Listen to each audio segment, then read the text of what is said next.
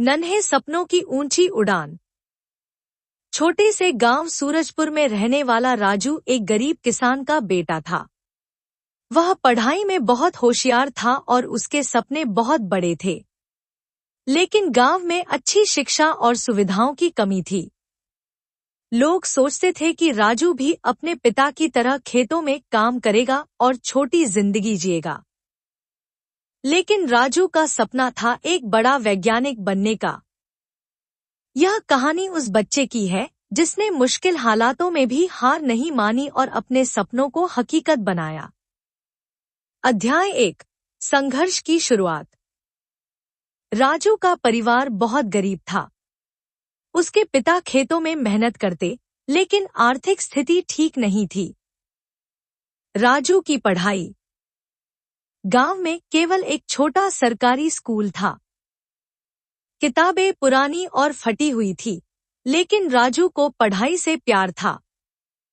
वह पेड़ के नीचे बैठकर पढ़ाई करता था।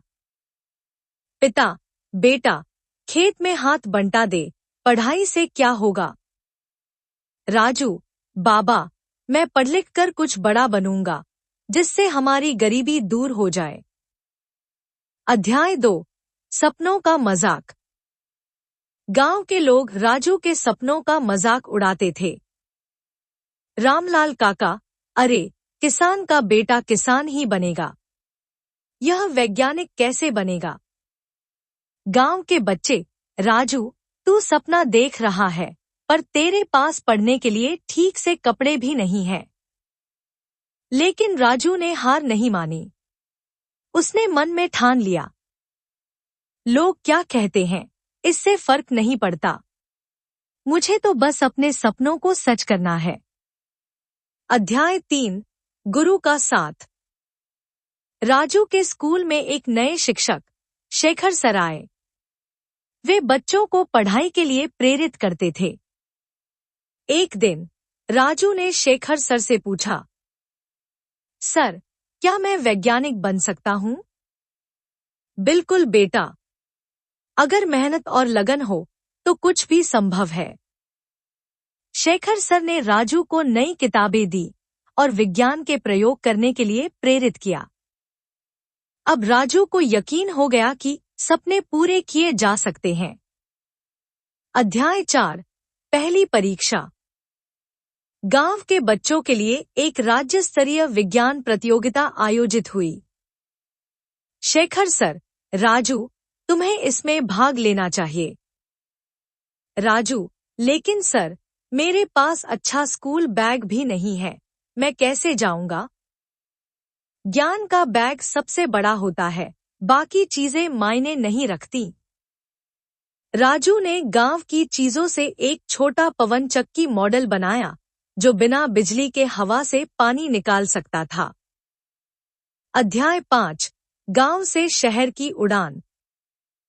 प्रतियोगिता के दिन राजू के पास जूते नहीं थे, लेकिन आत्मविश्वास था।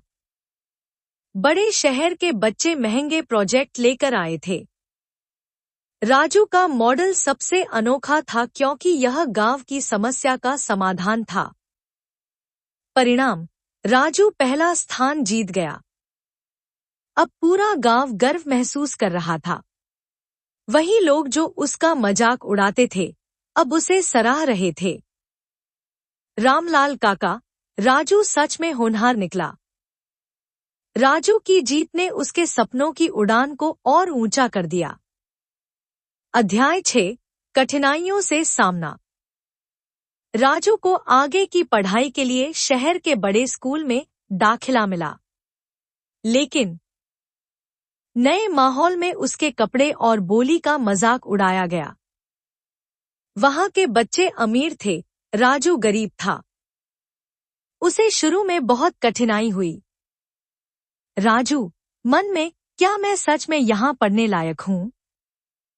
लेकिन उसे शेखर सर की बात याद आई, हार मत मानो। अब उसने दोगुनी मेहनत से पढ़ाई शुरू कर दी।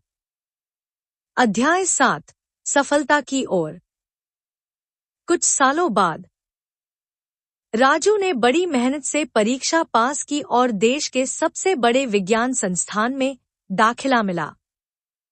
उसने नई खोजें की। उसने गांव के लिए सस्ती बिजली बनाने की तकनीक विकसित की। वह देश का मशहूर वैज्ञानिक बन गया। जब वह अपने गांव लौटा तो पूरा गांव उसका स्वागत करने आया। पिता आंखों में आंसू लिए, बेटा तूने हमारा सपना पूरा कर दिया। रामलाल काका, अब हमें यकीन हो गया कि सपने सच हो सकते हैं। निष्कर्ष, सीख। अगर आपके सपने बड़े हैं और हौसला मजबूत है तो कोई भी मुश्किल आपको रोक नहीं सकती। राजू ने साबित किया कि गरीबी, मजाक और मुश्किलें कभी भी एक इंसान को उसके सपनों तक पहुंचने से नहीं रोक सकती, बस जरूरत है खुद पर भरोसा करने की। अगर आपको यह कहानी पसंद आई हो तो हमारे YouTube चैनल को लाइक, शेयर और सब्सक्राइब करना न भूलें। आपके सपोर्ट से हमें और भी प्रेरणादायक और जानकारीपूर्ण कंटेंट बनाने की प्रेरणा मिलती है।